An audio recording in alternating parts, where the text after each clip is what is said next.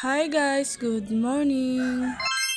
Maaga nga pala ako nagising ngayon dahil nga bibili ako ng pandesal. Naghilamas nga lang din ako at paglabas ko nga nandito nga yung ate ko sa labas. Kaya agad naman ako nagpasama para nga bumili dito sa plaza. Alas 5 kasi talaga siya pupunta dito sa bahay dahil nga boring naman dun sa bahay nila. Maaga kasing umaalis yung asawa niya papuntang trabaho kaya ginagawa niya pupunta siya dito sa amin. Bumili nga lang ako halagang 20 pesos na pandesal. Nag-almusal daw kasi sila mama kaya 20 na nga lang ang binili ko. At pumunta nga lang ako dito dahil nga bumili ako ng sopas. Para nga mamaya pagising ng anak ko may kakainin siya. Pandesal nga lang ang binili ko sa asawa ko dahil nga yun lang gusto niya. Kaya ito nga lang ang binili ko ngayon. At pauwi na nga rin kami ng ate ko at bumili nga muna ako dito ng kape. Coffee ko brown nga ang binibili ko dahil nga ayun yung kape ng asawa ko.